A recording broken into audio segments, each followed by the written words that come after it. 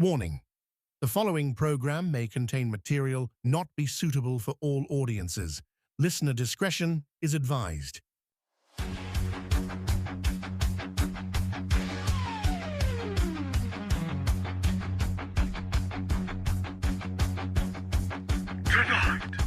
Flight of ducks unknown, our voice begins to rise, breaking through the noise with fire in its eyes. The spirit of adventure burning ever bright. Hold on tight, travelers, it's gonna be alright. Another week burning, halfway to the end. Bonus Overdrive, attend the tears ascend. Bonus Overdrive, Wednesday night is here. Shatter the silence, conquer all your fear. Bonus Overdrive, the angels gonna scream. With Diego at the wheel, living out a dream.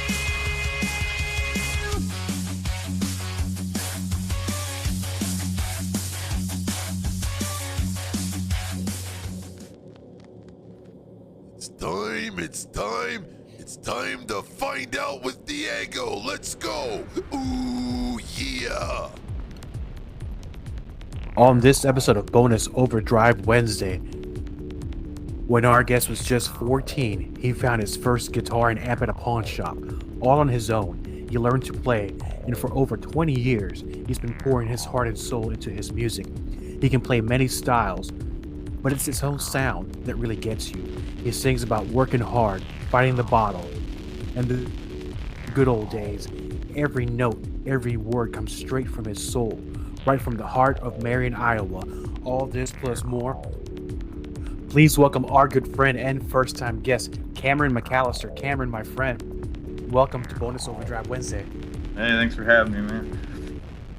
Of course, we've been planning this for quite a while now, and I visited your Facebook page a number of times, and I think not long ago, because Luke made the connection from Dead Don't Die, and I really appreciate him doing this. And you sent me, I think it was one of your original tracks. It was an instrumental. Yeah. And then I started digging into your Facebook, and you're always busy, man. So quite a story with you, my friend. So let's, if you don't mind, let's go back in time to when you were 14. I remember myself 14. I think it was, I'm not even going to name the decade. It was a long time ago. But for you, it's kind of like when destiny struck you straight in the head. You passed a pawn shop. Now, I know a lot of pawn shops carry a lot of things. Depends on what areas you're at. They have a lot of guitars. They'll have bass guitars. They'll have some drum sets. They also have chainsaws. They have all these other things Right. any man could want. But there's something that drew you to a guitar. So tell me the story behind that. So yeah, actually my cousin's uncle played guitar, and he's really talented at it. And I remember I was over at my cousin's place and heard him, and then I was like, man, I'd do that. And then went to a pawn shop and picked up a cheap little electric guitar and amp, and just fell in love with it. Started teaching myself, and yeah. So out of all the instruments there, why a guitar? Like I said, like I was just amazed when I heard him playing it, and I was like, I don't know, struck a chord, if you will. And so you said it was like a cheap guitar. Is that something, was it good to start off with? And I don't mean cheap as far as quality. I mean it's in pricing, because sometimes, depending where you go, they get kind of expensive, depending on if it's Fender or Jackson. It was in Austin, which they're kind of like a Fender Squire knockoff. And then I think it was a crate, just a cheap little staticky crate, man. And like I said, first I heard him playing electric, and that's what I learned on, and just started making noise in my room at my mom's, and yeah. Well, I'm sure they love that. No, Oh, and that's okay, because I think you found something in your life that you're really pouring your heart and soul into, as I said earlier in the introduction. So walk me through the process of being self-taught. I could probably pick up a guitar and don't even know where to start. And I find a guitar to be a very complicated instrument. Some people could just take to it, and it's like they've been playing it their whole life. So, what Sure, did you do sure. to learn? Did you try to learn how Oh, to learn the music notes, like on so I paper, don't know how to or read music. I taught myself, learned how to read tabs, and then just kind of, went from there. So I actually learned more like single picking first, and then learned chords later on. So kind of did it backwards, but yeah. So but it worked out? Now, was there a yeah. certain style of music at that time that you were trying to play, or that you really loved? Just classic rock. I mean, even back when I was 14, loved, Led Zeppelin, Hendrix, so. So, when was your first gig? Because we're talking about you started at 14, and eventually. Well, let me go back real quick. What was the first song you learned to play from start to finish? First song I learned to play start to finish. That would be Bush, Glycerin. That was the first song I learned how to play. Yeah. Power chords. Yeah. Um, but then the first time I played in front of people, I was 19. Snuck into a bar, open mic out by Kirkwood and Cedar Rapids, a little bar called Outskirts. I don't think it's there anymore, but I've always had the facial hair at a young age, so I was able to get away with sneaking in there. And then I did get, I kind of started liking drinking a little too much, and that consumed my life for a little while. And then I played at my grandmother's funeral. I did like Leonard Cohen's Hallelujah, sang at her funeral. And that's when I was like, you know what, I'm going to try this. So that would have been, let's see, about 4 years ago. So then I was out in Dubuque, Iowa. That's where I first started. I started at the Dubuque Farmers Market. That was the first time, like, gig, I guess, and then started playing local bars out there. So, yeah. Was it always your intention to only be like a solo artist? Because I could only picture myself if I were to learn to play an instrument, I would want to join a band. But you went kind of a different direction. Yeah, no, I'd love to be in a band. It's just, yeah, it's a matter of finding the right guys. So, yeah. No, that'd be like my dream actually, to just play lead guitar in a band, man. So, But now, so a lot of pressure though, being up there by yourself, because I mean it's just you, and you got to yeah. go out there, you got to entertain the people, you got to play the songs. So Hmm. let me go back real quick though. While we're being self-taught, because I have a reason Sure, for sure. this question. What were some of the biggest challenges that you encountered trying to learn how to play by yourself? Um, I guess just yeah,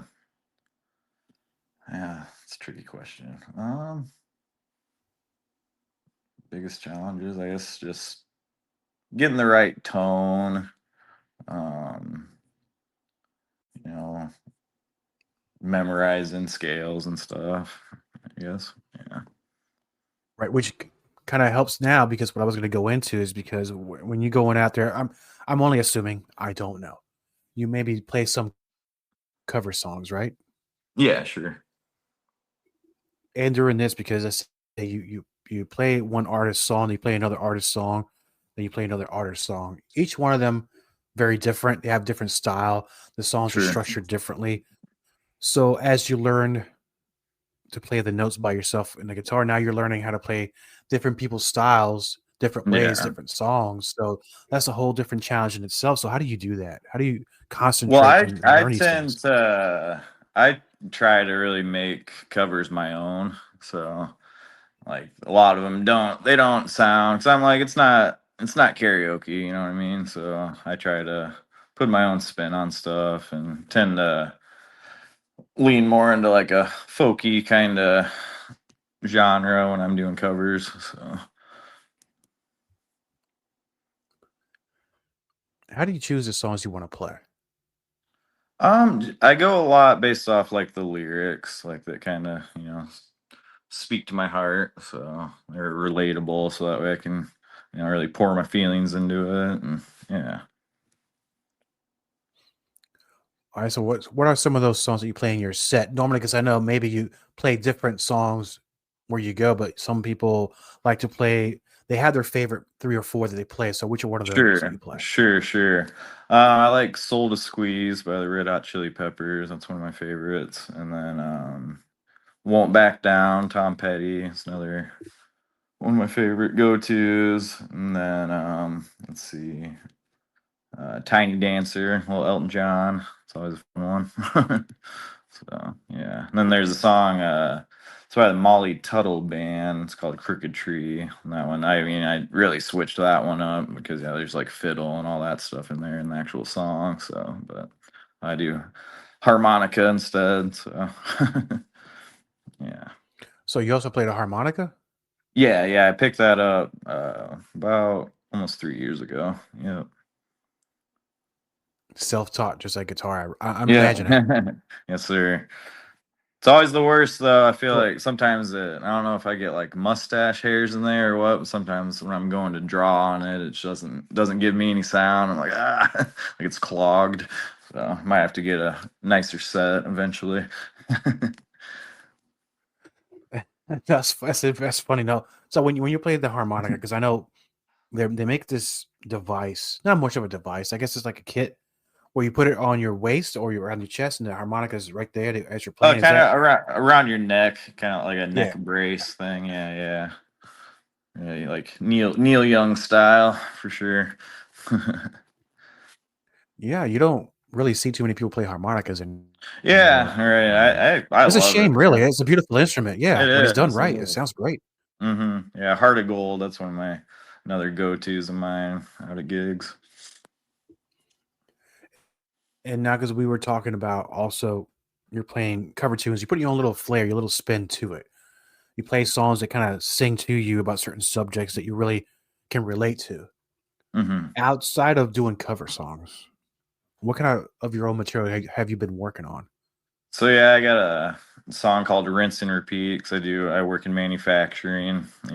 Kind of same screws over and over again. One of my coworkers, or I was getting trained on something, and then they're like, "Rinse and repeat," and I was like, "That's a song." So, kind of about just getting up every day and wiping the crust from your eyes and, and getting to work. So, yeah, that's one of my favorite ones. It's always relatable. I actually had a coworker come out, and he was like, "That was too real, man." So. What's kind of like the all American story right there? Yeah, right. Blue collar, yep. Yeah. Yeah. And then I got a So with song. I worked at a metal shop out in Piasta, and this was like 30 years ago. A guy accidentally put his hand in a press, and he had oh, like a hook hand, so it's called a hook. So yeah, that's another one, and he knows all about it. He loves it. A guy named Carl out in Piasta. So oh my, what a terrible thing to yeah. happen. I know. Yeah, he's only 19. Yeah, ugh, can't imagine his right hand. His fingers exploded like sausages. Yeah. Good Lord. Oh yeah. Yeah. It was, yeah. It's I don't mean to sound insensitive. Did anybody give him a nickname after that? Sometimes people Well, point the most so obvious things. so I had a coworker come out to one of my gigs and I played it, or I think he just came out to an open mic I was playing, and the guy's name is Stan in my song, and so that's all I called him from then on out was Stan. And the first time, so I had another coworker that recorded me playing it, and he showed Carl. And at this metal shop, they had to like lock up the gloves that we used, and only managers had keys. And Carl was the manager, and I was like, "Hey, Carl, can I get some gloves?" And he's like, "Don't you mean Stan?" I was like, "Oh no." Oh, And see, then I he's like, knew, "No, you're super talented, man." So- man, I knew there was something going on in there, and it happened. That's just what guys do. Doesn't mean anything bad. It's just Yeah. part of the And experience. it's not I'm not making fun of him in the song. It's more just the origin tale of a guy losing his hand and it's okay. And so yeah. No, you're absolutely right. So you came out of Marion, Iowa, right? Yeah. And you played in that area for a little while, and then you moved to another location in Iowa. Is the scene better there? Is there more opportunity for musicians? Well, so I moved out of Marion in 2015 and moved to Des Moines actually from like 2015 to 22, and then I ended up divorcing my wife and moving back here. So we were out in Dubuque. And Dubuque was it's a, really a lot of talented musicians out there down by the river, and but I think it's been more, I don't know. I like the Des Moines scene a lot better. Everybody's been a lot more like supportive out here, I should say. It was really competitive out there in Dubuque, a smaller town. So like Luke from Dead Don't Die, he's helping me get some gigs and stuff. And yeah, Yeah, Luke's awesome. I would have never yeah, he's thought because a great dude. I know Dead Don't Die, but there's a few other bands out there now. I would have never thought the punk scene was rising in Iowa. How's the music scene in your area looking like? Yeah, it's good. It is, it's a little challenging being feel like a lot of places hire bands, so being a solo act, it can definitely be challenging getting gigs, but yeah, that's why I use the loop pedal and try to make as big of a sound as I can by myself. So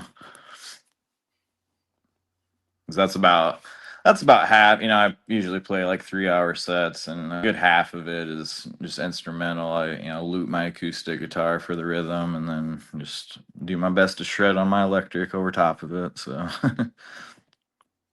So you're doing a 3-hour set. That's a long time. Now you breaking it up in between, like intermission, and you come back, or you just playing start to finish? I'll take like I'll play an hour and a half, and then take maybe like just a 10-minute break, and then finish it out. So. Yeah. I love playing, man. So it's real. It always flies by. Like I had one last night at a place called Sam's Place out in Ames that I play at quite a bit, and yeah, it's a really really fun bar. So lots of good feedback. So sounds like they're gonna have me back next month. So That's excellent news. And yeah, now, yeah, yeah. knowing friends that I've had that been musicians, they've like yourself. Now you started off with one guitar. Down the road, just like any hobby or occupation, you start acquiring more and more instruments. Oh yeah. So, first, do you still have your original guitar? It's at my dad's place. Yeah, yeah.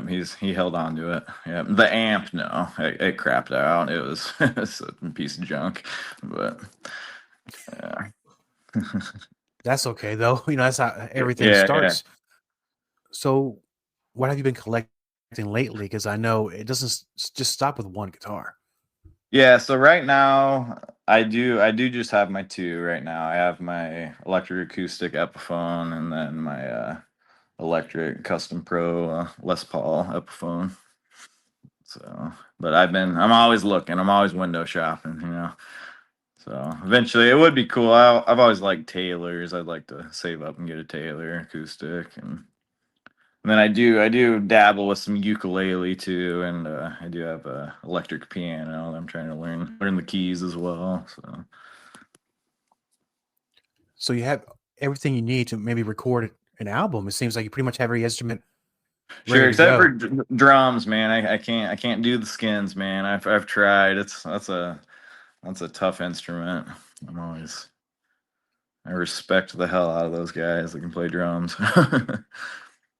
Oh no, amazing talent. I've seen some of the greatest drum solos I ever heard in my life at shows, and I love drum solos. I think people used at one point were making fun of them. I think they're awesome. I love to hear them. Oh yeah, yeah, absolutely. I know. I think Godsmack actually they always do a good drum solo in their shows. Yeah. And now that I know, actually, 2025 is already coming to an end. I know you have some shows coming up, and so I think you mentioned one earlier. Where are you going to be the rest of the year? So right now it sounds like one more at Sam's Place. Well, I'm playing at a coffee shop called Plain Talk Books and Coffee next Saturday. A gal that she's really got a beautiful voice, plays the banjo, named Heidi West. She's gonna open up, and then I'll play the last hour. So that should be cool. And then, like I said, that Sam's place out in Ames. And then I have for next year, I got a couple in March and then one in June. So I'm playing at Taft Brewery out in Clear Lake on March 14th, and then Poor Decisions out in Manning, Iowa on March 28th. And then I think it was June 5th for the Talk Shop Lounge. Yeah, so which is a good feeling to already have some lined up for next year for sure. Are you eventually down the road, and I know you will, going to expand outside of Iowa? I don't know the geography of Iowa, but I'm sure it's surrounded by other states. Yeah, Is there I one would that you're travel. looking to? I'd probably venture out to Nebraska, and yeah. Like, I think, it depends on what they're gonna cut me, if it's worth driving. As far as I like to keep it about 2 hours. So right now my rate's about 100 an hour, so that's definitely doable. So like I said, I usually do a 3 to 4 hour set. So That definitely helps with the expenses because it's kind of like podcasting.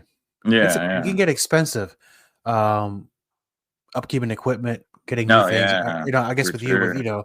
if your guitar needs to be repaired, you need to be new strings or a new Oh amp. yeah, constantly Everything new adds up. strings. Yeah, for sure. I buy some pretty quality strings. So, like me and Luke actually, we had a show at Lefty's out here in Des Moines, and first song I was playing broke a string. I was like, man.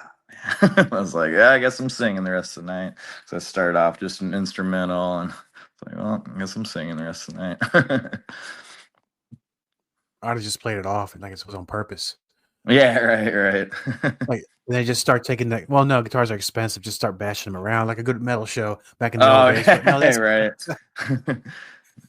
Good so. old Pete Townsend on it. Yes, that's right. You read my mind. Now, your story reminds me of something. Now, being self-taught. Now, if there's somebody out there that's thinking about learning to pick up an instrument, let's say learn to all their life they want to learn how to play a guitar, Mhm. but they have no experience and they have no, I'm gonna say no talent. Kind of like I'm explaining who I am. I have no talent in any kind of musical direction, one way or another. What's your best advice for that person if they're thinking about picking up a guitar for the first time? I'd say just keep at it, because I think anybody can learn it. You just gotta have a lot of patience for sure, and I'd say don't give up, man. And yeah, I would say start with learning chords. I wish I would have went that route. And if you could pick a good guitar as a first starter guitar, what would that be? I would say I've been really happy with my Epiphone. That's like, everybody wants a Gibson, but I don't know. I think they're great guitars. And I'm more of a Les Paul guy for sure. I Yeah, guess it depends on if you're trying to do like a singer songwriter thing, then I would go with, an acoustic. But if you just want to learn how to shred, I think Epiphones are great guitars. yeah. I think everybody wants to learn how to shred when they first start. No, I think I know Yeah, I would too. exactly. Yeah. Yeah. We have a great plan for 2025. 2026 is coming up. Now, for our friends and listeners of Bonus Overdrive Wednesday, they want to learn more about you, where you're going to be, and how to contact you. How can they do this? Yep, it's Cameron McCallister Music, just across all the different, social medias. So yeah, Yeah, I'm 'cause I was mostly prominent on Facebook. It's the easiest to make events on, but I need to get better at posting on TikTok and all that stuff too. But yeah, I get it, man. I'm not on TikTok, but I have all the other socials, and sometimes I get a little behind on yeah, putting these things up. Now, but some of your performances can be seen there. You're also on YouTube, right? yeah. Which that's another one that I need to be better at. But yeah, so good. Thanks for the reminder. No problem, man. I'll keep reminding you until I see some stuff that's new up there. Yeah. But Right I now, really, I think I only have like 10 videos on YouTube. But yeah, I definitely need to crack down on that. Well, that's a good introduction to your works and how people can find out more about you and listen to your performance. And I really appreciate you being on Bonus Overdrive Wednesday. And I think now I see really good things coming for you in 2026. I'd like for you to come back next year on the Yeah, show and see how things have absolutely. changed and progressed and see where you're at, my friend. Yeah, sounds good, man. Thank you, my friend. Hey, before we go, I'd like to thank our guest for hanging out with us on Bonus Overdrive Wednesday. Now we get to one of my favorite parts of the show. This is Rinse and Repeat by Cameron McCallister. Right now. Wake up every morning to my cell phone scroll. Wipe the crust away from my eyes. Rushing out the door. Don't forget your lunch. I always pack the same thing, so there's no surprise.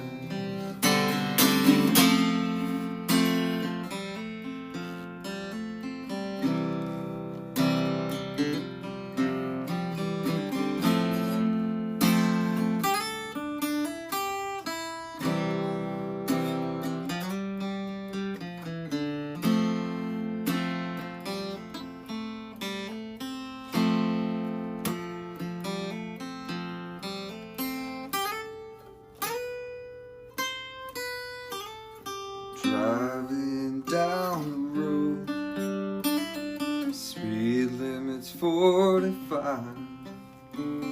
I feel the air flow, yeah, watch the sunrise. Enjoy those last few minutes of being free before I clock in. Yeah, check out, rinse and repeat. Said I clock in, yeah, check out, rinse and repeat.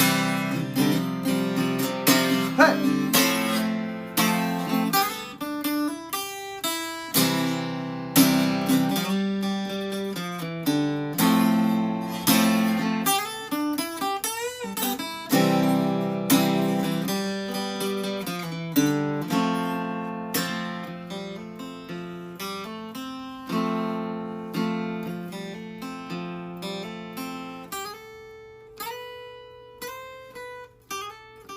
Follow the instructions, never asking questions.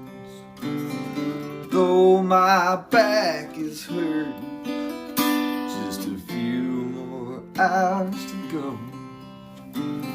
It ain't no big deal though, I just go with the flow.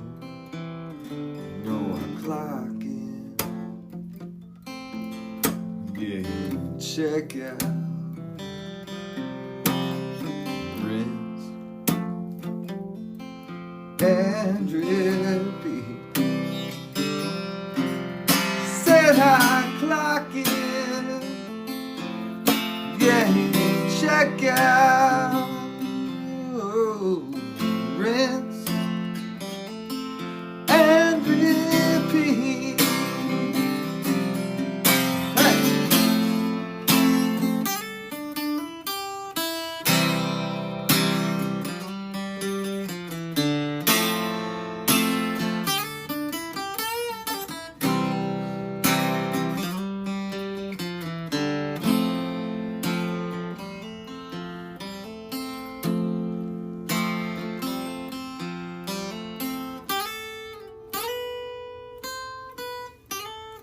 Wake up every morning dawn's crow. Wipe the crust away from my eyes. Rushing out the door. Don't forget your lunch. I always pack the same thing, so there's no surprise. All content on this broadcast is a property of Diego the Podcaster and is served directly from our servers with no modification, redirects, or rehosting. All celebrity impersonators are paid performers. The impersonated celebrities do not endorse or promote any views or opinions expressed by our guests, Diego the Podcaster, or Bonus Overdrive Wednesday. The information shared on Bonus Overdrive Wednesday is provided on an as-is basis, with no guarantees of completeness, accuracy, usefulness, or timeliness.